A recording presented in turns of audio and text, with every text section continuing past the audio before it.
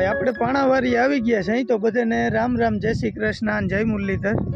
સનેડો લઈને પૂગી આવ્યો હું પાણાવારીએ અને રાજુભાઈ જો ટ્રેક્ટર લઈને આવે છે આમથી. 25 તારીખ થઈ ગઈ છે ને ગારોતા પડીએ કેમ કે આજે રાતે ઠમ ચાલુ હતું.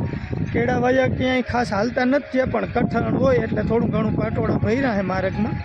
બાકી આમાં થોડોક વધારે લાગે છે આપણી વાડી કરતાં વરસાદ.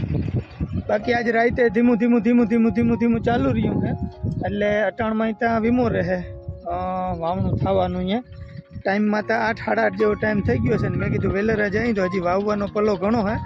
આપણે વાવીવાળો ભાગ ને ખેડ 17-18 વીઘા જેવું ન્યા છે ને 10 વીઘા અહીંયા. તો ધીમે હાલો ટ્રાય કરી જોઈએ શું થાય. રાજેશભાઈ મૈડાવી લીધું છે ટ્રેક્ટર અને આમાં થોડોક ગારો પડીએ એવું લાગે છે. જોઈએ હાલો ધીમો પવનને નીકળી ગયો છે અને વરસાદમાં જો હું ચિત્રી જેવું જોર વધારે છે. હવે હું કરે જોઈએ પાછી એક સિસ્ટમ 3-4 તારીખ સુધીમાં શક્યતા છે હવે જો ફરી નહીં જાય તો.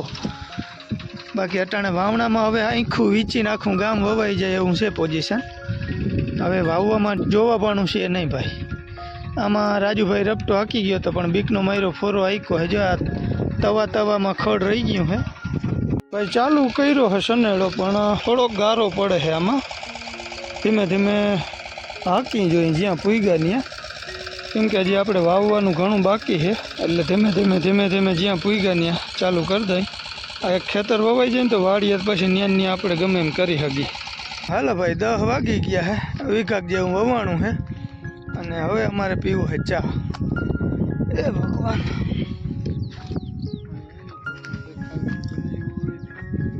એના જેવી મજા ના આવે નહીં ભાઈ. માણીગારનો ચા સાંભળ્યો છે અમારે રાજુભાઈ ની, ક્યાંય ધૂણી ધખાવીને ચા બનાવી હોય ને એના જેવી મજા ના આવે.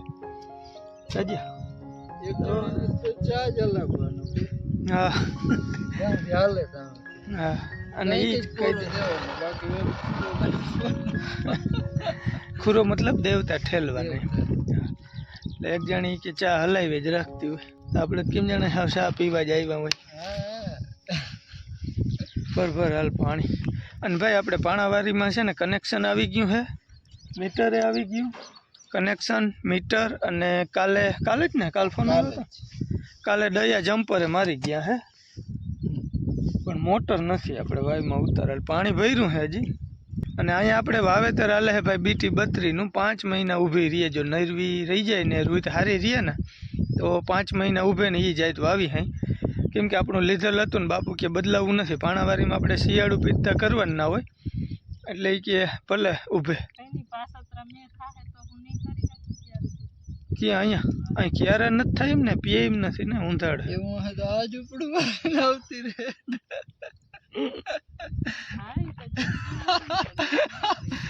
ખૂબ ઝૂંપડા તને એવું લાગે? ઝૂંપડાનો સવાલ નથી, આમાં ક્યારે તો રહેવો જોઈએ ને. અહીંથી પાણી મૂકીને તો ખોદતું જાય. બકાલું એમાંય નથી થાય એમ, પણ કદાચ બકાલું વાવીને ટપક ઉપર તો થાય. ફુવારા ઉપર રાખતો ઝૂંપડો શિયાળે ફુવારા ના જગ્યા ફાળવવી પડે ઝૂંપડાની.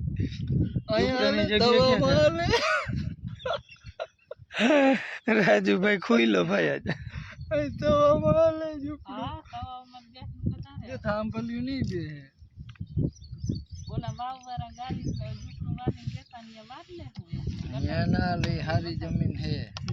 જમીન હારા મારી છે. ઓલા અહીંયા ઝૂંપડું કર્યું હતું ને ભાઈ, આપણે વાવ ગાર વાવ્યા ને એની એ તો કરાર કુંડીમાં જ કર્યું હતું એટલે એમાં તો હાલે નહીં. પણ આપણે વાવથી ઉપર છે ને કાદી 2-2.5 વીઘા જેવી પડી જ છે. એ ઝૂંપડા વારી કે બગીચો કરી કે જે કરી અટાણા એમનામ છે. ભવિષ્યમાં ફેરવ્યું. હાલો ફરમોકોલ હમણાં તો આદુ ને એલચીનો હા ભર્યો છે.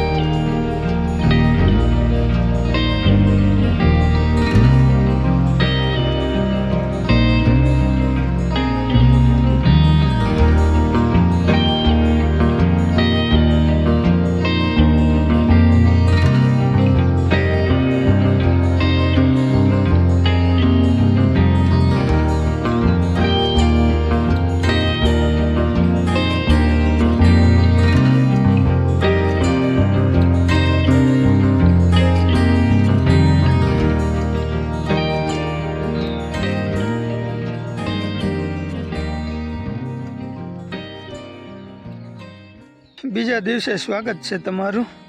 નથી પુરવાર થતી એટલે વિડીયામાં આગળ પાછળ થાય છે ને આપણે વાવણાનું કામ છે ને બધું પૂરું કરી દીધું છે.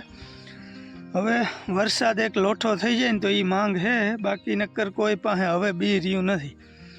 હજી એકાદ બે દિવસ માણસો વાવેતર કરીએ, જેને મોટા ટ્રેક્ટરથી હિમર માંડવાનું વાવવું હોય કદાચ હજી એકાદો દિવસ હાલશે. અને વાવવામાં હજી 2 દી 3 દી કંઈ વાંધો નથી. આવો મસ્તીનો વાવણાનો વરસાદ થયો, ધીમે ધીમે જમીનમાં ઉતરું બધું. આપણે આ વાયવાળા ભાગમાં અટાણે હું ચક્કર મારું હું, નદી કાંઠેથી એમને લેતો આવું હું, કેમ કે કાલે હુવેડા લગભગ 15 નીકળ્યા હતા ને પાછા આજ સવારમાં 15 નીકળ્યા હતા. કટકીમાં ને બધે પગલાં છે પણ ક્યાંય કંઈ ફોરલ નથી.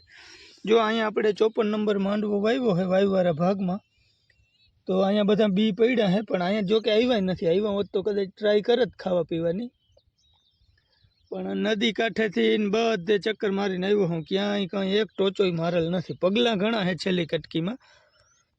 તો જો અહીંયા આપણે બી હજી ખુલ્લું પડ્યું છે. આજે રપટો ને હમાર વાહે લગું કરવાનું છે. તો આ ટાઈપનું છે એને બધાને બૂરવું જો છે. જોઈ રહી આ ટાઈપના આપણા કણ છે ને માથે અમુક જગ્યાએ છીછરો દત્તર આવેલો હોય ને ત્યાં દેખાય છે. આ આપણે કાલ હાંજે મન પૂરું કર્યું છે બધું વાવેતર. કાલ ભાઈ પાણાવારીએ પહેલાં તો ગયા ને ગારા પડતા હતા, એમાં તવા જે છે ને ત્યાં તા પછી રાજુભાઈ કોદારીથી વાવ્યું ત્યાં થયું, કેમ કે સનેડાભાઈ અંદર વૈયા જતા હતા.